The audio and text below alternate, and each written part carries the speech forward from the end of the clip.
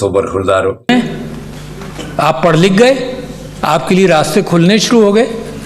और दोस्तों बरखुरदारो, 5 वक्त की नमाज पढ़ो और पाकिस्तान के लिए सोचो कि आरफ अलवी साहब जिंदाबाद। आरफ अलवी साहब ने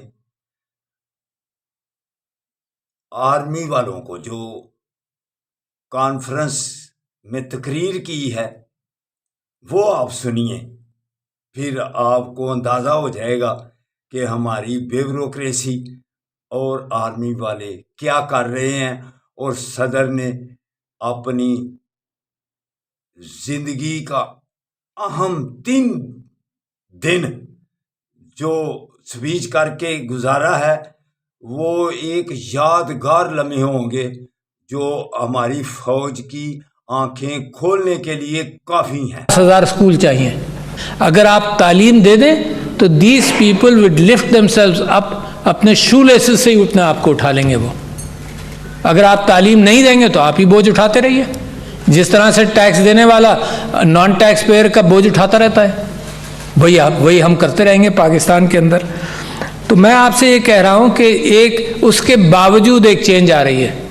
उसके बावजूद क्या चेंज आ रही है कि यही बच्चे जिनको आप रास्ता नहीं दे रहे, इनमें से बहुत सारे बच्चे prime ministers digital skills program करके खुद रास्ता तलाश करके, क्योंकि ये जो टच स्क्रीन है ना ये बच्चों को भी एजुकेट कर देता है बड़ी तेज़ी से। तो 22 लाख फ्रीलांसर्स हैं पाकिस्तान में, आपका कोई कंट्रीब्यूशन इसमें नहीं है, बहुत लिमिटेड कंट्रीब्यूशन है। 22 लाख फ्रीलांसर्स हैं, लोगों ने खुद तलाश किया। और you are the second highest और the third highest population of freelancers in the world. और ये आप सब की रुकावटों के बावजूद ये तरक्की कर रहे हैं। इस वक्त मामला ये है कि ये प्रोड्यूस कर रहे हैं, जिस चीज़ की ज़रूरत है उसमें कस्टम्स नहीं है, इंटरनेशनली ज़रूरत है, इंटरनेशनल बायर के साथ लिंक करते हैं और पैसे कमा रहे हैं। मैं फोकस करना चाहता हूँ दो चीज़ों पर। एक तो ये कि लैक ऑफ लीडरशिप, एक ये लैक ऑफ डिसीजन मेकिंग। तो if you have poor decision making the country will go the same direction. This is interact, country के अंदर रिसोर्सेज नहीं बनाते मुल्क को। मेरे भाई diplomat from Oman, good decision making. Singapore, Dubai, nothing in the ground, progress किया, nothing in the ground, जमीन से उनको कुछ नहीं मिला, न तेल मिला, न मादनियात मिली, पानी की किल्लत मिली सिंगापुर को। दुबई ग्राउंड में तेल नहीं है, but good decision making, simple लोगों ने सही फैसले किए। कोई आइंस्टाइन की जरूरत नहीं है आपको, ये कोई नई चीज नहीं है जिसको करना है। तो मैं ये कह रहा हूं कि फाइनेंशियल इंक्लूजन से पहले पॉलिटिकल इंक्लूजन। अब ये जो लाखों करोड़ों नौजवानों ने वोट दिया है, इफ यू इनका कॉन्फिडेंस जमहूरियत के अंदर मुझे खुशी होती है सुनकर देखकर। तो लेडीज एंड जेंटलमैन, प्रायोरिटीज को पकड़ो। मैंने आपसे कहा 2,62,00,000 बच्चे बाहर हैं स्कूलों के, ये प्रायोरिटी मेरी नहीं है, किसकी होगी? लोग मर रहे हैं, mail nutrition, stunting, health sector आपका खराब है, कहाँ से आएगा सब कुछ? पैसे ही नहीं है आपके पास, विल नहीं है, आइडियाज नहीं है, आइडियाज नहीं पकड़ रहे। कोविड से पहले जनाब ये जो कोविड आया ना, तो कम से कम ऑनलाइन एजुकेशन की बात लोगों ने हजम कर ली। I was talking about this since 2007। जिस मुल्क को जरूरत थी उसने नहीं अडॉप्ट किया। जब कोविड आया तो हलक खींचकर कोविड ने उंडेला इसको कि ऑनलाइन भी बहुत कुछ हो सकता है, इसके जरिए बहुत कुछ हो सकता है, तो हमने अडॉप्ट किया। 5th biggest country in the world as far as human intellect and people are concern, and you rank so poor. जो आपके नंबर्स अभी आपने बताए वो रैंकिंग के एतबार से कितने पुअर है। अपने रीजन के अंदर ही आप पीछे हैं। माइक्रो फाइनेंस के एतबार से कब से नाम सुन रहे हैं हम ग्रामीण का, we are still struggling to. आपने किसी ने बताया जी 7% है, और बाकी जगहों पर इतना ज़्यादा इन्वेस्टमेंट माइक्रो फाइनेंस के एतबार से। आपको ये भी नहीं पता कि ये माइक्रो फाइनेंस बैंक्स जो है ये औरतों के लिए इस वक्त भी 5% पर लोन दे रहे हैं। नहीं पता, कौन बताएगा? इंफॉर्मेशन बैकड्रॉप है, कोई चैंपियन कौन बनेगा? अपनी प्रायोरिटीज को ठीक करें। ہے نا, اپنی پرائرٹیز کے اعتبار سے pick up a good leadership, and this country has today proven the fact کہ انہوں نے ورڈکٹ بھی دیا ہے. اس ورڈکٹ کو ڈیفیٹ کرو گے تو پھر یہ سب فائنینشیل انکلوژن وغیرہ یہ مارا پھرتا رہے گا, تھوڑا تھوڑا ترقی کرے گا, زیادہ نہیں.